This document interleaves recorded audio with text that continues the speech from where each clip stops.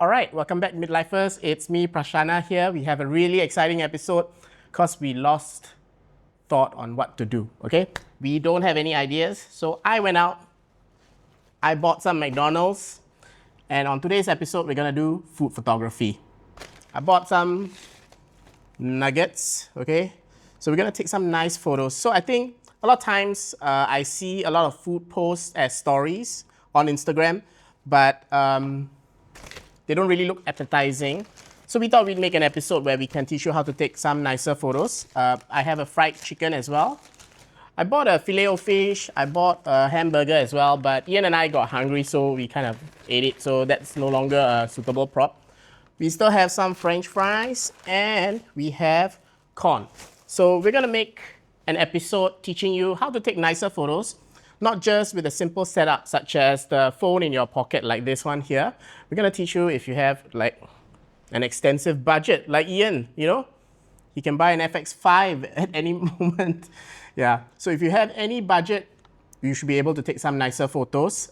All right, so the first and the most important thing in photography is light. So we're gonna use two lights. Of course, you wanna have a key light. A key light is like your main light. And of course, you wanna have a fill light. The fill light is like your secondary light that will just reduce the shadows a little bit, make it a little less harsher. So if let's say you're a beginner to this, your main light can actually be natural light like what we see out here.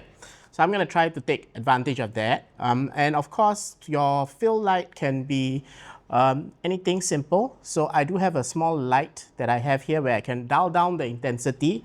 So depending on how bright my main light is, I can dial this down to just fill up the shadows and make the food look a bit more pleasing, a bit more appetizing so that we can capture the shape and texture and it's not too contrasty. Of course, that's just one aspect. Okay, so I'm gonna use the natural light. We're gonna use a fill light. We're gonna take some pictures of the nuggets. You're gonna kind of style it. You wanna place it in a position that gives it kind of a safe distance from the background so that you can create some artificial blur and just focus on the subject matter. In this case, we're going to use the natural light as I mentioned earlier. If your natural light is very bright, you can use a white card like this to bounce and create some reflection. It's a very cheap way to do it, but no one in their right mind is going to walk around with a white card like this and use it. So what we're going to do instead, we're going to use a small little light, okay? I've already positioned it such that we can get a roughly nice image. Then it's just gonna act as a fill to illuminate some of the nuggets. Sometimes, especially for photography like this, you don't wanna just take a photo like that. It doesn't really look very nice. So you may wanna play with angles. You can go to a nice angle. You can even zoom in so that you can see the texture on the nuggets. You can take a photo there. We can go really, really close up if you wanted to, or use the background as I mentioned earlier, okay? Because we position this at the edge of the table, we do get a lot of light from the background. And you can try to use the props in the back, the trees. I'm sure the restaurant has plants and all that, so use that to just create this artificial blur. This being a hand phone, of course, there's only so much blur we can recreate. Ian's gonna take another one with a mirrorless camera, so I think that should look a lot better. But I guess this is a good starting point on lights and how to use it effectively when taking pictures of your food. Okay, so I have my mirrorless camera. So I'm using a 50mm lens and we're just gonna take some snapshots. So I like that the light is actually handheld. So if you have a handheld light, you can just adjust the shadows and the illumination accordingly. You can also shoot it with something blocking the light so you get some sort of interest in the shadows. Okay, so the second thing we can talk about is angles.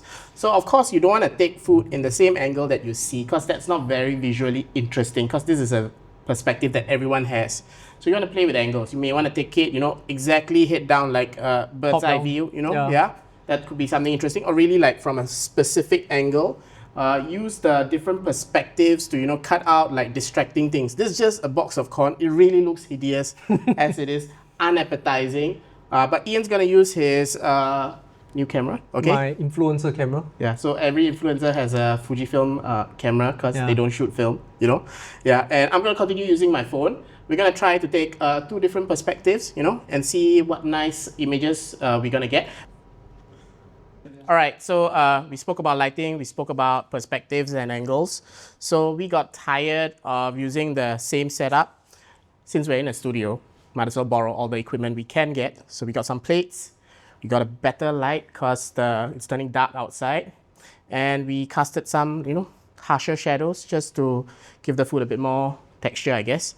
But I So think, what you learn from this? What is important for taking? I think the most important is actually the lighting, Yeah. Yeah, so just like any product photography, as I was mentioning earlier, you need your key light, you need your fill light, and of course you can depend on natural lighting, but as we experienced today, You can't depend on natural lighting. okay, it's not very consistent because now it's Yes. quite dark, so we had to get in a secondary light. Yeah. So even on a budget, I think maybe 2 lights is the minimum. So we're using the amaranace lights today. So these are the 25 watt full color versions. So these are quite handy because they're quite bright actually. Yes, they are. They have some modifiers for you, so you can control the light a little bit, you can diffuse the light. Yep. And yeah, it's pretty low cost. Yes, it's an affordable way if you Yeah. want to take nicer photos, or if let's say you're exploring content creation and you want to do a bit more food photography, You can light yourself too. then this is a fantastic and easy way, and it's portable and you can move it around and take the photos as you wish.